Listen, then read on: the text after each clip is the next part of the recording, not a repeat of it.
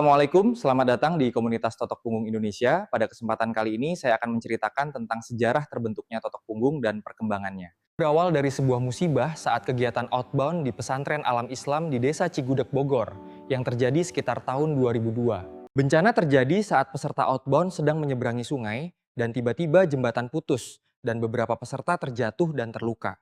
Dalam suasana yang menegangkan, masyarakat setempat memutuskan untuk membawa peserta yang terluka ke seorang yang dikenal sebagai ahli pijat punggung bernama Bapak Sarbini. Ustadz Abdurrahman menyaksikan bagaimana Bapak Sarbini menangani seorang pasien, salah satunya ketika beliau melakukan totok punggung pada peserta yang mengalami dislokasi tulang. Alhamdulillah, dengan izin Allah, tanpa menunggu lama setelah totok, peserta tersebut pulih dan kembali ke sungai untuk melakukan kegiatan outbound lagi.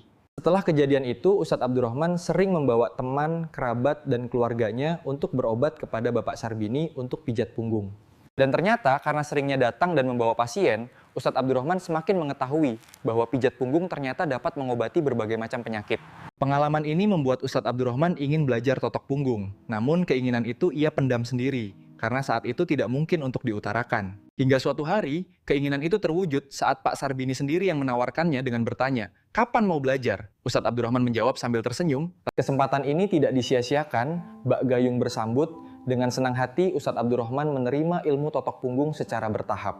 Sejak saat itu, Ustadz Abdurrahman sering bolak-balik ke kediaman Bapak Sarbini untuk menimba ilmu sambil membawa keluarga dan teman dekat untuk diobati. Sekitar tahun 2009, Ustadz Abdurrahman mulai mempraktekkan akupresur pada keluarganya.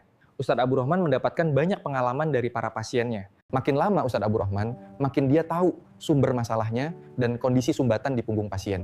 Sampai tahun 2011, Ustadz Abdurrahman memutuskan untuk membuka klinik atau rumah sehat sekaligus pusat pelatihan totok punggung bagi masyarakat yang menginginkannya. Totok punggung terus berkembang dan semakin dikenal oleh masyarakat. Di tahun 2016, Ustadz Abdurrahman secara resmi membentuk yayasan yang bernama Yayasan Totok Punggung Indonesia. Itulah sejarah singkat totok punggung, di mana pada bulan Oktober 2017 diadakan Munas Totok Punggung yang pertama, yang dihadiri oleh hampir seluruh perwakilan di Indonesia. Demikian selintas sejarah totok punggung, semoga bermanfaat dan semoga menjadi inspiratif bagi sahabat semua. Wassalamualaikum warahmatullahi wabarakatuh.